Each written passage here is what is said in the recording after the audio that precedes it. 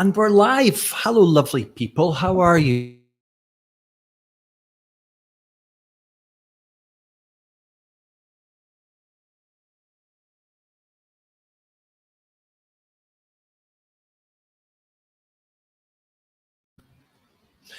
Happened there?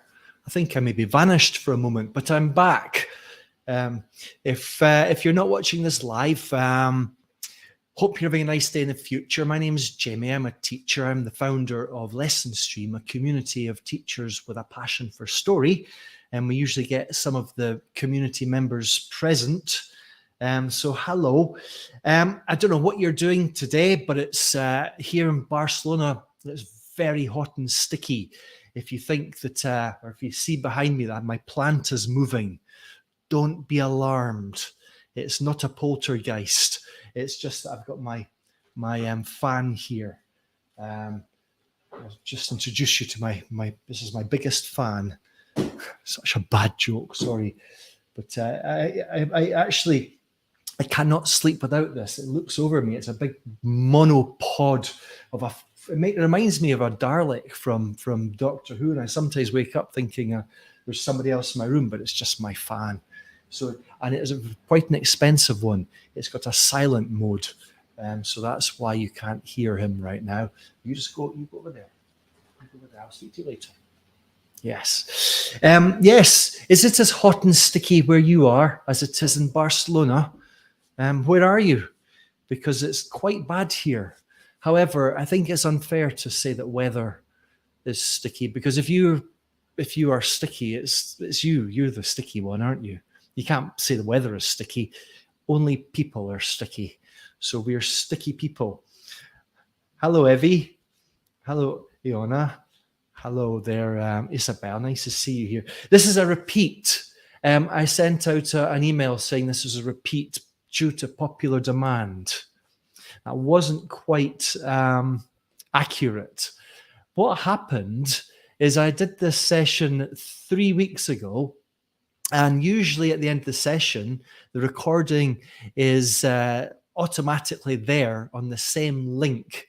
So the link that you're on right now at YouTube, the recording will appear. That's the way it works.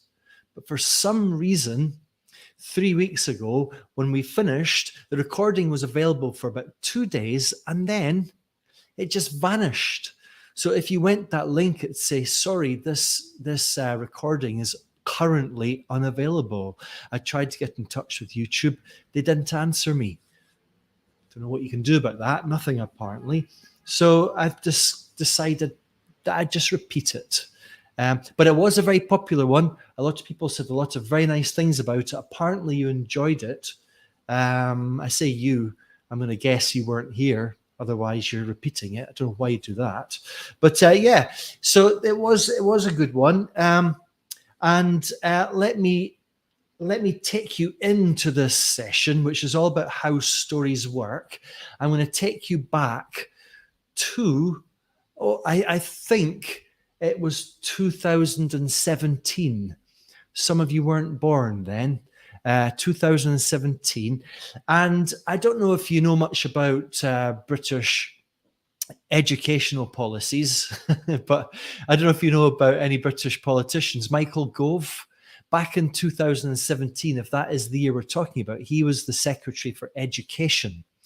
And there was a bit of a controversy because what he decided, after having taken some advice, apparently, is what children needed more than anything at school was hardcore grammar. You know, young children were talking. They needed hardcore grammar, really. That's what they needed in their life. They needed to know what fronted adverbials are and embedded clauses. And so they introduced this into the curriculum, the national curriculum in England. And there was a lot of teachers and parents, and I suppose young people as well, that were subjected to this, were quite unhappy about it. I mean, we know as teachers and as human beings that there's nothing quite like forcing people to something like that to really kill any passion in them for language. You know, if you want students to hate language, this is exactly what you have to do. And a lot of teachers were quite unhappy. And one of the things they said is, okay, so great. Students can talk about grammar using this sort of meta language, talk about these grammatical features, but they can't use it. And in particular, one of the things that teachers were saying is that students can no longer tell a story. Imagine that. And I'm going to show you this. I thought this quite funny. It was an article in The Guardian. Actually, no, there was an article in the Times, this British newspaper, I think. And in the Times, it was a teacher that was talking about her class, her students. And then this article was reported in The Guardian by a British author called Tim Lott. I'm going to just show you here a little excerpt from it. This was it. Ditch the grammar and teach children storytelling instead. So this was 2017. And Tim Lott, this author, he was reporting on this other article in the Times in which a teacher said, talking about her students, her year 7 students, this is 11, 12, 13-year-olds, I guess, they knew what a fronted adverbial was and how to spot an internal clause. But when I set them a task to write a story, they broke down and cried, which is quite sad, but also quite funny. I think there's a little bit of exaggeration in there. They broke down and cried, but I do love the image of a whole class of students breaking down into tears because their teacher asked them to write a story. And I do, sympathize. Tim Lott, the British author who wrote this article that you're looking at right now, went on to say, storytelling is more than simply an art or a craft, if you prefer. It's a crucial skill for life and commerce. And I'm not sure if you are aware of this. It's very possible you aren't, because I work in story and storytelling. I'm as a teacher and a teacher trainer, but also with another foot in the world of storytelling. And I think it's fair to say that storytelling, the importance of storytelling has re-emerged. That's to say, it didn't ever go away, but the importance of it has re-emerged in the last 2 decades. In all sorts of sectors. I remember back to my days as a student. I studied science. I studied biochemistry. And when I had to present my dissertation, I had to stand up in front of a room of my peers and my lecturers, terrified, and show them data and figures and present graphs and charts. And scientists these days are being trained that is not the best way to communicate. If you want to communicate these days as a scientist, you've got to use story. You've got to tell your audience the story behind your research. You've got to say why you chose it or how it chose you. What's your connection with it? It's almost like a TED Talk. They say that every TED Talk is a great idea, or every great TED Talk is an idea shared through the story of an individual. This is what we're talking about here. Maybe what obstacles did the scientists face? How did they overcome them? What was the ending? And of course, the data and the charts and the graphs are in there, but contextualized in a story. This is really important. Similarly, candidates to job interviews these days are trained, don't just answer those questions with a quick answer. Prepare a story. Prepare a quick story of yourself about how you rose to the challenge. Maybe a story about how you failed but learned from it. That's a great kind of story. That will have a lasting impact on your interviewers. That will make you stand out. There's all sorts of different sectors. Business. People who work in business and marketing have been trained that if you don't use story, you're going to be left behind. So what Tim Lott just said there, I think is very important. Storytelling is not just a craft, it's a life skill. I don't really have to admit, I don't like the term 21st century skills. I think that I'm a bit skeptical about it. I think that it's a marketing term used to sell courses and course books. But I would say that, or I would ask the question, why in the list of 21st century skills that gets wider and wider and broader and broader, wider and broader, just kind of synonyms, aren't they? So I don't know why I said that. But why does storytelling tend to be left out? Because in my mind, storytelling is the quintessential 21st century skill.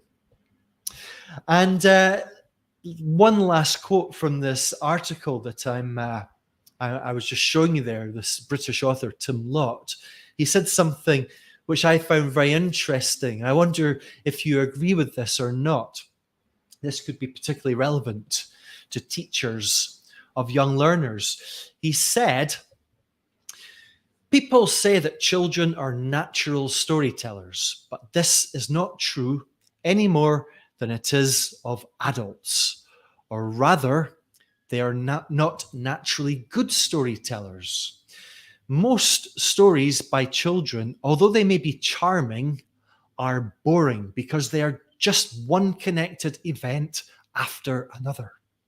In other words, they make no sense, have no direction, causality, or point." Causality, that's a really good word. I'm going to come back to that word, causality, in a little moment. I wonder what you think of that, because it sounds a bit harsh at first, doesn't it? Children are not natural storytellers. Most stories by children, although they may be charming, are boring. And I guess it's difficult to disagree with it, you know? I mean, when did a child last win the Booker Prize for literature? I don't think there's ever been one, has there? And I think back to, I remember being at IATEFL, an English language teachers conference, and seeing a teacher show a video of this kid, this little girl that was kind of improvising a story about a princess and dragons. And it was all very kind of standard stuff given the situation and given the person, the little girl, maybe influenced by the likes of Disney or whatever other sort of narratives are bombarded at her, or she's bombarded with. But the implication was it was very cute. She was very lovable, but the implication was, isn't it incredible how creative children are? And you could say, well, actually, not necessarily. I mean, I think that the story that this little girl was creating the whole thing was charming, but the story was just, as Tim Lott said, one unconnected event after another without any sort of causality. So, hello there, Chris from St. Albans, and hello, Laura, and sticky there, is it? Rather warm in Prague. So I wonder where you are. I mean, I always, when I do these, I always assume that you are at home in front of a computer, but you could be listening to this on the beach. Not if you're in Prague, unless do you have a beach by the river? I don't know. I think yes, you do have a river. Absolutely. What am I talking about? Just have to, one forgets because one hasn't been to Prague for such a long time. And hello, Isabella. I think we said hello. So what I've got for you for this session, we're going to work through this in 4 different parts. I've got 4 things I'd like to share with you, because I think the starting point here is, okay, if we want to train our students, and by the way, we've spoken about children here, but LessonStream is more concerned with teenagers and adults. So but the principles are the same for anybody. So the question is, how can we train our students to become better storytellers? What are the principles? And these are for teachers as much as they are for students, because I'm going to guess that for many of you, these may be some things that you've never actually thought about before. How can I possibly know? All I know from my experience is my workshops, when I present these, they are new for a lot of the participants, so they may be new to you. Now, let me show you, do you know these? I'm sure you do. These are story dice, or if you prefer, these are sometimes called story cubes. And I want to use these to demonstrate that word that came up a moment ago, causality. This is part one, a very important part of what a story is, or how to describe a story, the kind of characteristic of a story. Stories have causality. And in order to demonstrate causality, or maybe lack of it, I'm going to show you an example of a story, a bad story that was created in response to this prompt. The idea behind story dice is quite simple. Students throw the dice and then they create some sort of story, taking inspiration from the icons that you see in front of you. So there's a set of scales there, a tower, a skyscraper, perhaps, a question mark. And I'm going to read to you a story that came from this exact combination that you see in front of you. And the story goes like this. Oliver, a curious fisherman, finds a credit card in his net and feels it holds a deeper meaning. He follows the river and arrives at a busy city with a tall building. At a marketplace, he discovers scales that remind him of making careful choices in life. While exploring, he comes to a sleeping person holding a magnifying glass, which helps him uncover hidden truths. Now, you'll see that those phrases in bold, underlined, refer to the specific icons in the dice. Feeling a mysterious force, Oliver is drawn to a powerful magnet that leads him across a bridge into a magical forest. Within the forest, he discovers a hidden sanctuary that awakens his true potential and purpose. After his transformative journey, Oliver returns to his village forever changed. He shares his extraordinary story, inspiring others to embark on their own quests of self-discovery.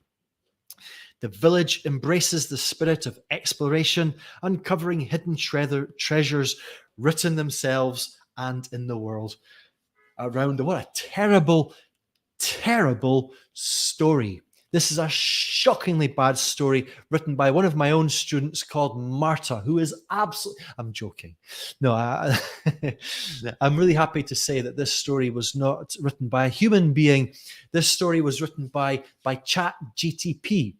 ChatGTP can do many, many wonderful things, but writing stories is not one of them. I don't know if you remember when the world went ChatGTP crazy about 6 months ago, and people were saying, my God, have you seen what it can do? It can actually write stories. But the stories were shockingly bad. They were terrible. I don't know if you ever saw this video in which I invited my friend Chris Rose, who has a doctorate in literary theatre.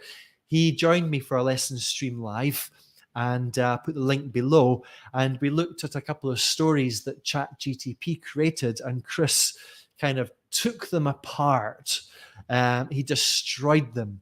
He was very interesting. He talked about, and I don't know where he got this term from, a coffee-flavored beverage. So not coffee, but a coffee-flavored beverage. And he said that what ChatGPT's story creates, or something that sort of look like stories, they sort of feel like stories, they maybe taste like stories, but they're not quite there. And I think what you've just seen is a great example of one. It sort of ticks all the boxes, but really it's actually just awful. And I think that it does a good job in kind of displaying this key term that I'm about to explore with you, which is causality. That was a term that the author Tim Lott that we've just seen mentioned, causality. And there is some causality here, but there's a lot that's not. What causality is quite simply, we can actually describe it in a diagram. Let me show you this. A standard ChatGTP story might look like this. Something happens, and then something else happens, and then something else happens, and then something else happens, and then something else happens, etc. And similarly, this might be what a story created by a young child improvised, talking about princesses, princes, dragons, the one we mentioned before, that kind of thing. Random stuff happens. And the kind of impression we get is that it's a bit pointless. What's the point? It's like Chekhov's gun. If a gun appears in a story, we know that it's going to be important later on. It's the idea of it going off, somebody shooting it is going to happen. It may not be shot, but the idea is it's going to create a conflict somewhere, perhaps. Things don't just happen in stories. Things are connected. This is what causality is. Causality is cause and effect. So what you see in front of you is zero causality. What we should be aiming for in a story and training our students to do is something that would resemble this. Something happens, but then something else happens. And because of that, something happens. And so something else happens, etc., etc. And finally, there's a great book I have by an author, Jane Spiro. You may know this, called Story Building. I'm not sure where the term story building comes from, but I kind of like it. And she has an activity which is all about causality. And she gives a really nice example. Her example is the dancer died, then the clown lost his job, compared to the dancer died because the clown lost his job. Now, which of these two sentences is more interesting? I think you'd have to agree it's the second one. The second one is not a story, or rather not a story yet, but it's definitely more story-like than the first one. The first one has no causality. It's just two events which are seemingly unrelated. We don't know if there's a cause and effect. In the second one, there is no uncertainty. There is definitely a connection. There is causality. And so if you are in the membership, the LessonStream membership, there's a lesson plan called Story Dice. And the whole idea is to really get students using story dice and creating better stories, causality being one of the main ingredients. I think I should just be maybe a little bit kind on ChatGTP here, because I think, and you may disagree with this, story dice, well, I mean, teachers are often attracted to story dice because what they offer us is a prompt for creating stories, and the teacher can just let the students get on with it. They can roll the dice, take inspiration from the icons, and just get on with it. And the teacher can take a back seat, and that's what we tend to love, isn't it? But minimal teacher input does not mean zero teacher input. I think that story dice are great for generating bad stories. The fact that you've got to try and fit 9 ideas into one short story is a recipe for disaster. It really, really is. And that's why this lack of causality tends to creep into the stories. That's why stories that come out of story dice tend to be so bad. But it's not a very good resource. It can be. It really, really can be, and it needs a little bit of input from the teacher first, which is what this lesson plan is all about. This is about what sort of input we can give to students in order to get them telling better stories.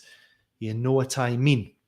By the way, I just want to quickly share one more short story with you, because in LessonStream, we meet for workshops every now and again, and we actually did a workshop on story dice. We worked our way through that activity, the one I've just shown you, and then we moved on to another story dice story.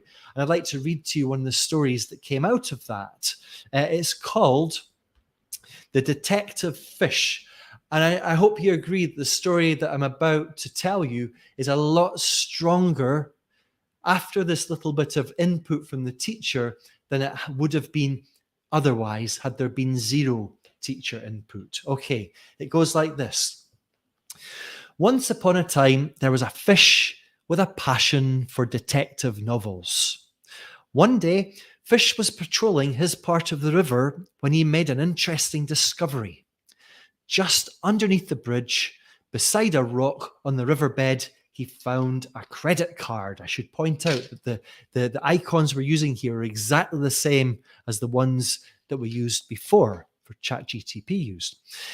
Now, in this day of contactless payments, Fish could have gone on a spending spree. There were lots of new detective novels that he wanted to buy. It would have been easy to do so. No one would ever catch him. Fish had never been caught. But this fish was an honest fish. I'm going to guess that the honest fish is represented by the scales. Scales being about justice, which is one of the other principles. You don't have to use these icons at face value. They can be metaphorical. They can be symbolic. This fish was an honest fish. He decided that he would make it his mission to return the credit card to its rightful owner. Fish put his knowledge of detective work to good use. It took him 3 days to track down the owner of the credit card. Unfortunately, the credit card owner lived at the top of a skyscraper in the city. Not a good place for Fish. Fish had a plan. With the credit card in mouth, he swam up and around the city pipes. Eventually, he reached the top of the skyscraper and surfaced in the credit card owner's toilet, of course. And what incredible timing, because at that exact moment, the credit card owner was just about to sit down to have a poo. What a fright he got when he saw Fish pop up. But what a pleasant surprise to be reunited with his missing credit card. Thank you, Fish. If only there was more honest fish like you in the world. It would be a better place. How can I ever thank you? Well, said Fish, I would appreciate it if you could wait a few minutes before doing that poo. And if you would be good enough to flush the toilet, we'll call it evens. The credit card owner pulled the plug, flushed the fish all the way back through the city pipes and back home to his river. Fish had his dinner, read a couple of chapters of his latest detective novel, and went to sleep. So there's a lot of causality there. There's nothing that just happens for the sake of it.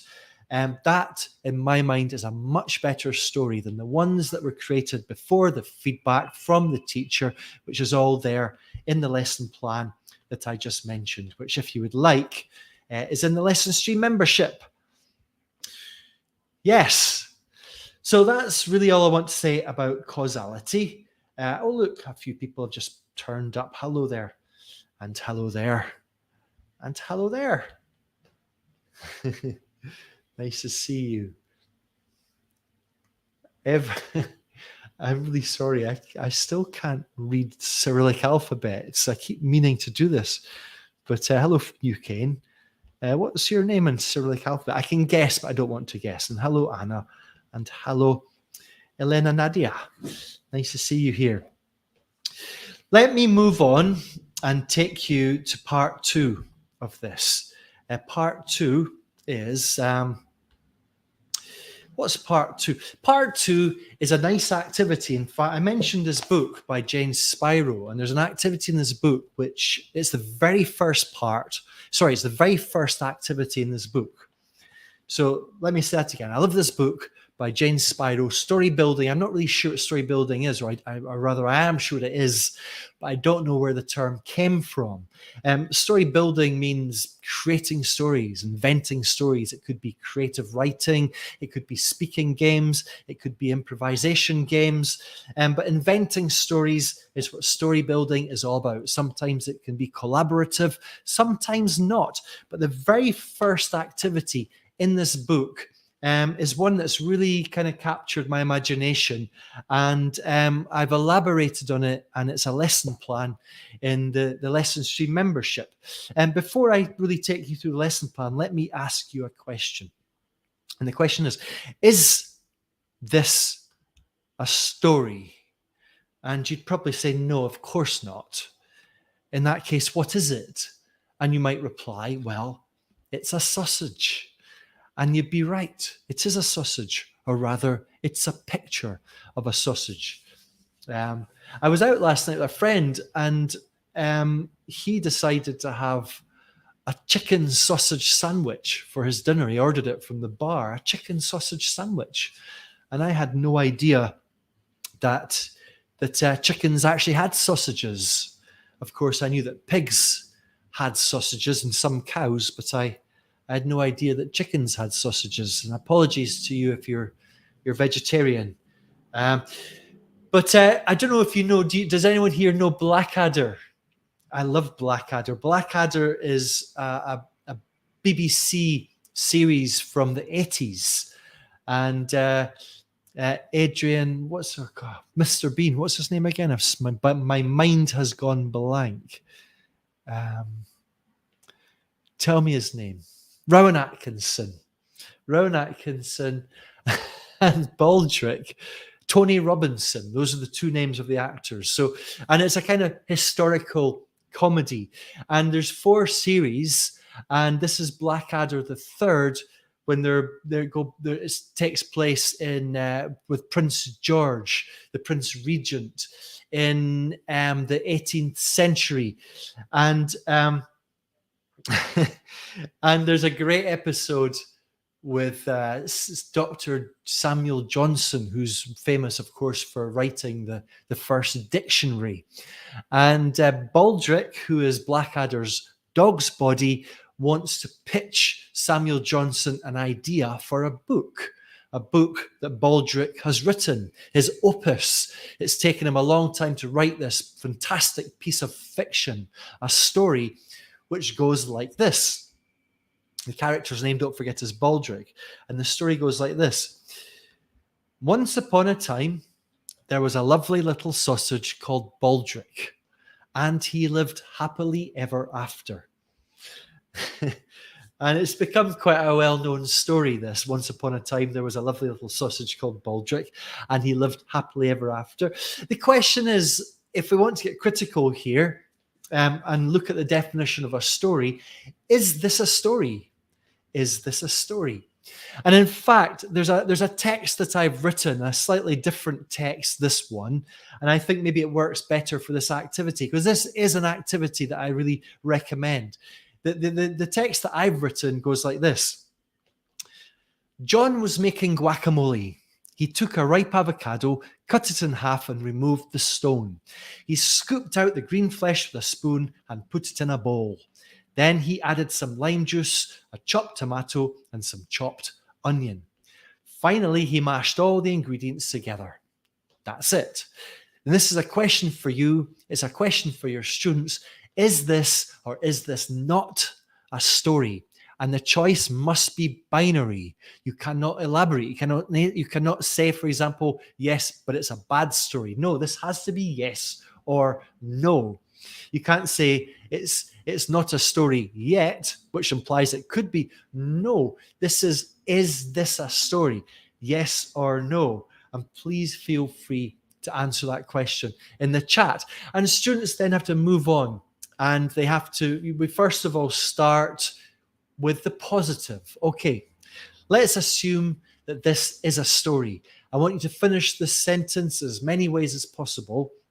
This is a story because, and students have got to work together and finish that sentence in as many ways as possible. So they could say, well, this is a story because it kind of looks like a story, or it starts with us. It starts in the way that a story might. John was making guacamole. You know, it has a character. As a main character, his name is John. We know that at once, at least in his life, he's made guacamole. We know it, we could say it's a story because things happen. You could say it has a beginning, a middle, and an end. Isabel says it's not a story. So in that case, Isabel, why is it not a story? And this is again for your students to finish this sentence. It's not a story because, and you could say, well, because it's not very interesting. Stories are exciting. Things happen. Okay, this is just a description of some guy making guacamole. A description of somebody making guacamole, as useful as it might be if you need a recipe for guacamole, is not a story. There, exactly, Isabel says it's a story. I guess you could, that's a nice point, Pedro. You could say that there is causality, isn't there? Or there's implied causality in any case, because we know that in order to make guacamole, it's a sequence of events in this order. And one is necessary for, although there's no kind of conjunctions that imply the causality because of that, we know as human beings this is a process. And yeah, as I said, these events don't happen in isolation. But, causality does not define a story. In other words, a story requires causality, but just because something has causality does not make it a story, we could say. Hello, Chris. Come to that in a little while, Chris. That's a good question. And I would say yes, but we'll elaborate later. And if I don't, remind me. So then let's just, let me ask you a question here. We often talk about the different elements of a story, and there are often said to be eight different elements for a story. And I guess you could ask your students if they can name any of these 8 elements. Some of them will require quite high frequency or low frequency or specialist words, but some of them maybe not. And the 8 different elements, for the purposes of the classroom, of the basic, trying to get students to tell better stories, I would say that we can focus on just 3 or 4 of them. And those are, quite simply, character, setting, and plot. So let's just go through these one at a time. And because, stories are always about people. And it's interesting when you say that, because people can say, well, no, they're not.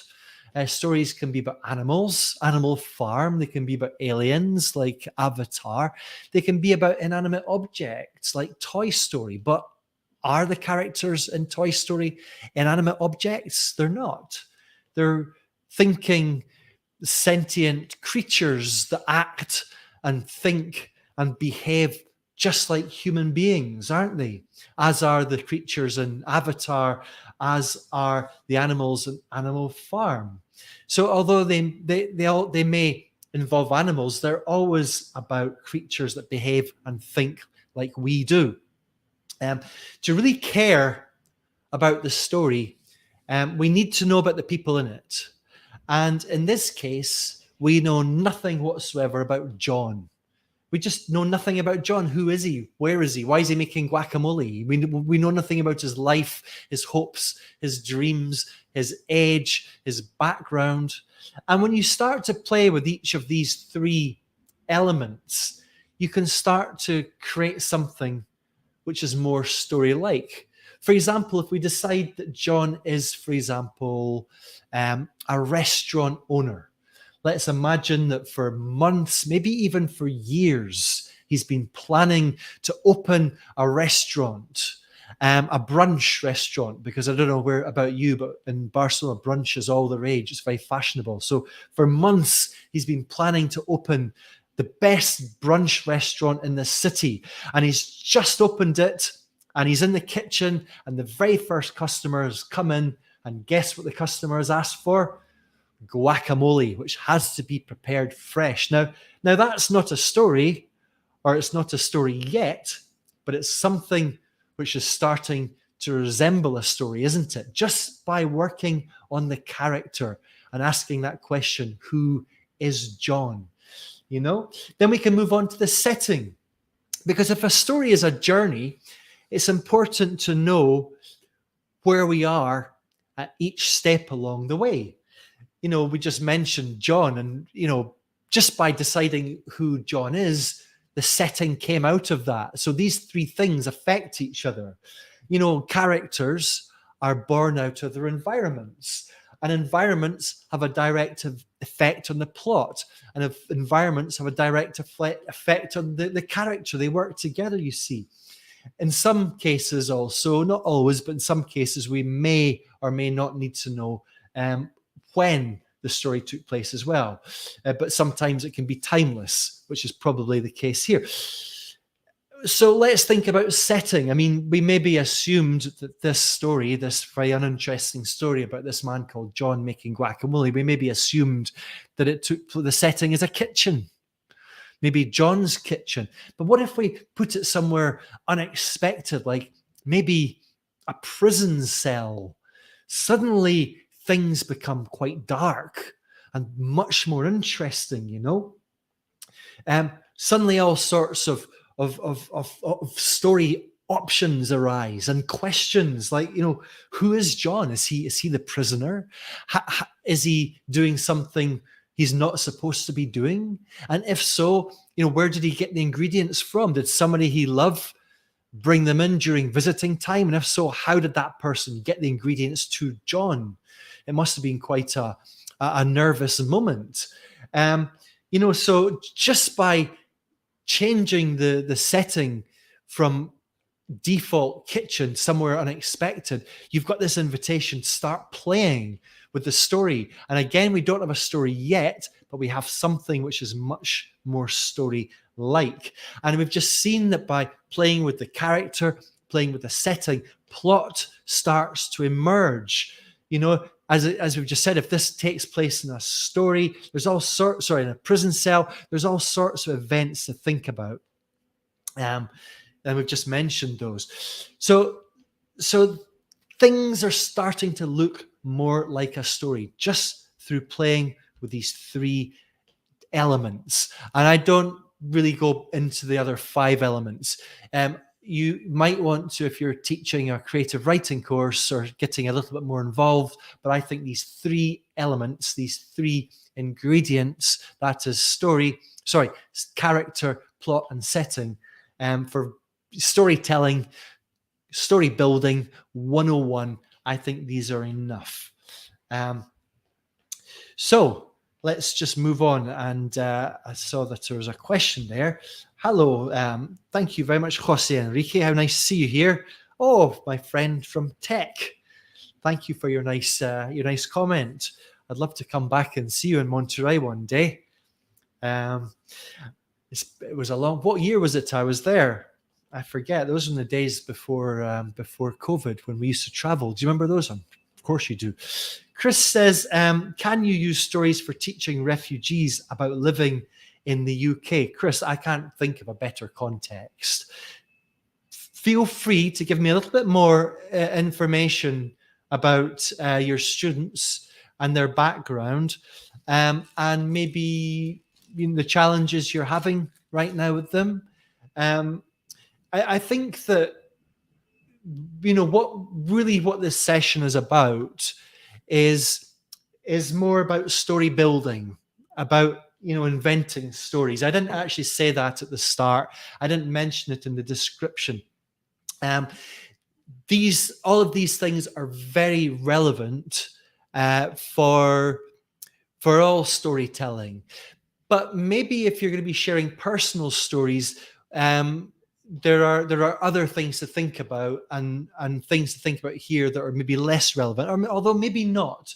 But it would be a really nice way to there's another session I've got coming, which is all about sharing personal stories and becoming aware of your personal stories. I'm kind of fumbling here and waffling a bit here, Chris. But I think stories allow us to simulate experiences. So if you set foot into a new place and there are challenges and you're the guide, you can simulate experiences for your learners to tell them what sort of people you are, what sort of... There's a book I have on my shelf. Let me just, one moment.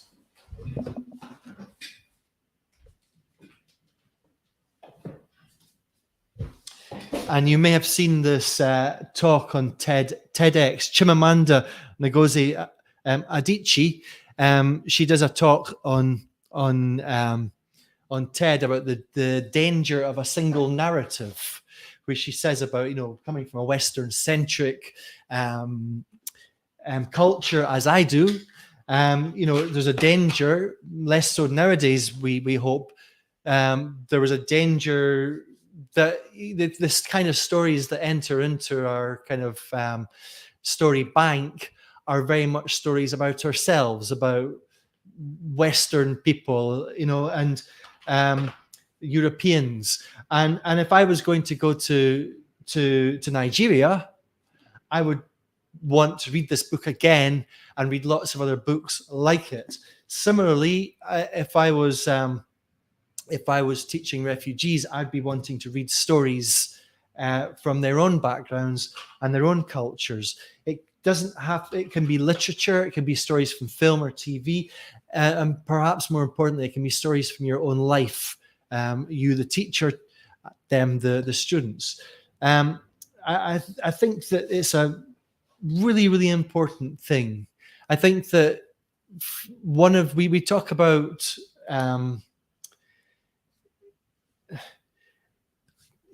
something that came out, I think, of the Black Lives Matter movement was an inundation of stories that for years had been suppressed.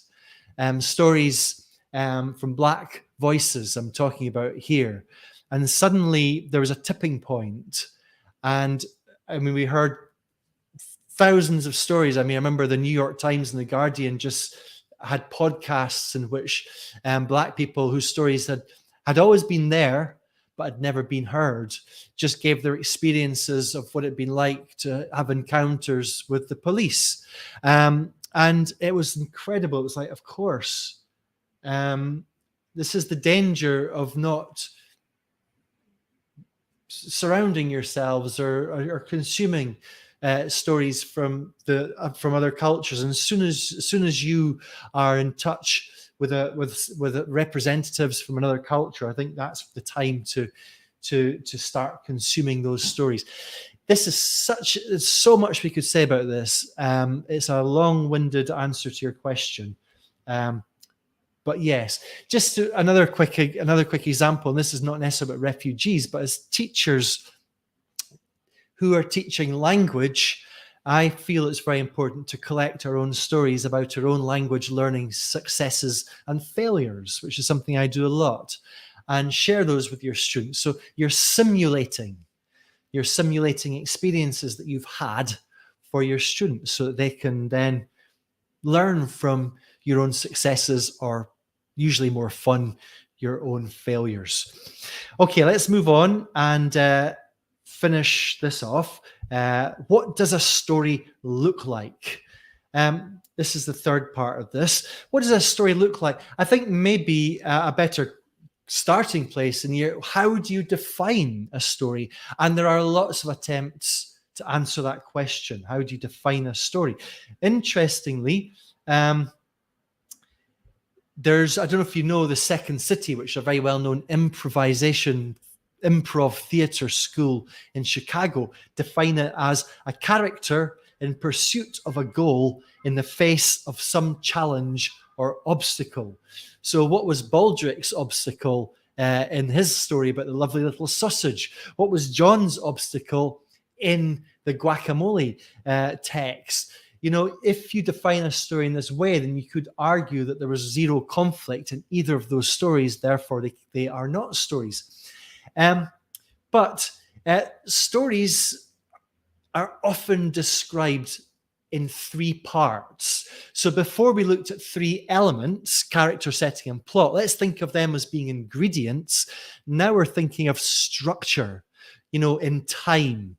So before we had the ingredients, now we've got the recipe, So stories often come in three parts. So if we look at a character in pursuit of a goal in the face of some challenge or obstacle, the first part is when we meet the character and learn about their goal. The second part is when we become aware of the obstacle in their way. And the third part is the outcome. Do they successfully overcome that obstacle or otherwise? And I wonder if you can name the story, identify the story from these three icons, which I've used to kind of to symbolize the three parts of a very well story. And you know what it is. This is the Wizard of Oz. So let's just look at these three parts. The first part, which we call the setup, is when we get to know Dorothy, who gets caught up in a tornado, which lifts her house from Kansas, brings her down in the magical land of Oz on top of the Wicked Witch of the East. She gets introduced to the Munchkins. She discovers that if she wants to get home, that's her goal. She has to go to see the Wizard of Oz by following the yellow brick road. Now, that's the setup. We know her. Her goal. Unfortunately, somebody has got other ideas and wants to get in between Dorothy and her goal. And that's the Wicked Witch of the West, who's got a vendetta on Dorothy because Dorothy killed her sister. That's what we call the conflict, which, by the way, is another of the 8 elements we mentioned before, but that doesn't matter. We learn, and I'm sorry if you've not seen The Wizard of Oz, I'm sure you have, but I'm going to spoil it for you. Close your ears if you haven't. She gets to the Emerald City. She meets the Wizard of Oz. She picked up these characters on the way, and she manages to get home to Kansas. And this is called the Resolution. And she learned something on the way, didn't she? She learned of the importance of home and the people close to her, the ones that she loves. Because story, kind of importantly, is often, there's always about change, and there's often something that you learn. And actually, it's very interesting because ChatGTP knows this. And Chris referred to that story as being a sort of story-like thing, almost like a coffee-like beverage. It looks like a story. ChatGTP knows how to describe a story. If we go back to the story that ChatGTP created, look at how much it talks about in that last paragraph, transformation. After his transformative journey, Oliver returns to his village, forever changed. I mean, it talks about the change. It doesn't really illustrate it. It tells us rather than shows us. And it also, ChatGTP is absolutely obsessed with magical forests. So that's kind of interesting, isn't it? So let me just show you again. Those are the 3 different parts of a story. We've got setup, we've got conflict, and we've got resolution. So you can then, start to ask questions about the story that you're creating. Okay, who is the main character? What is their goal? And what is the obstacle? There's some great questions that you can ask students when they're creating short stories, trying to get them to strengthen them. All right, you see what I mean there?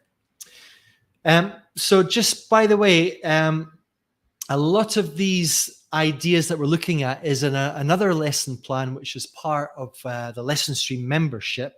And there's an infographic that I've changed that kind of brings all of these ideas together. There's character, there's setting, there's plot, there's setup, there's conflict, there's resolution, there's causality there, you can see at the bottom.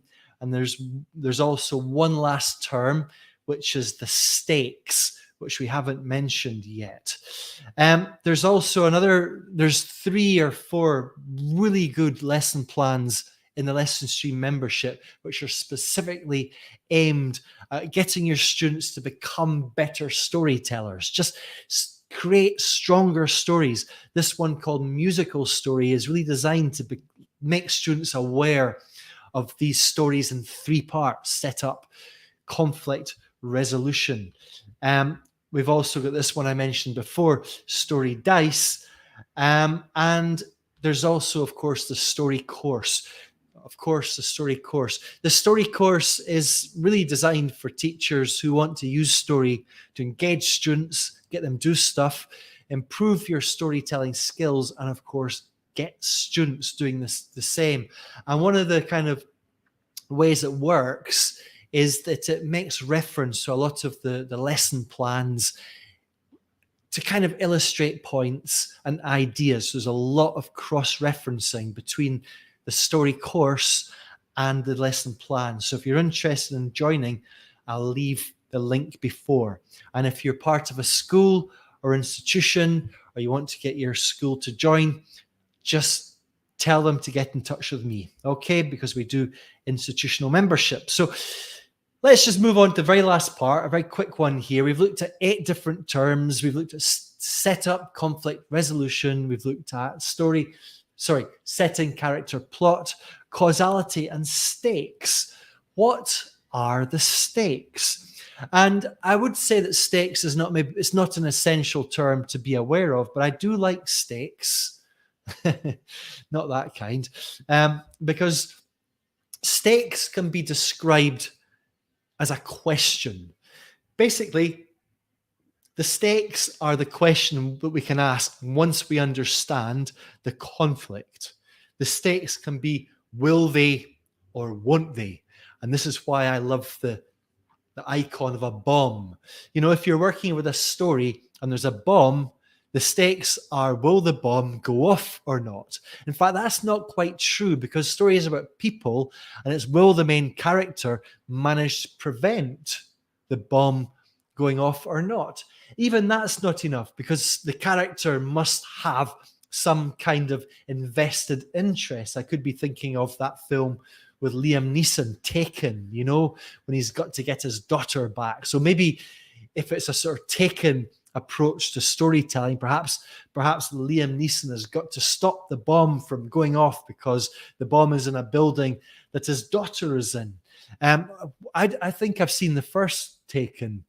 I think there's maybe 2 or 3 sequels. Am I right? And his daughter gets kidnapped. I've always assumed that she gets kidnapped in the second and third ones as well. So I've always thought, why would I want to see those ones? Well, why does his daughter keep getting kidnapped? I don't know if that's what's happened. Maybe I'm just not that interested. Who's to say? Who's to say? But this allows you to play a game, the stakes game. And it's a very simple one. All you have to do is ask students to think of a story. This could be a story that comes through a book, a piece of literature, a TV series, a film, a play, a computer game even. And they've got to try and identify that will they or won't they question.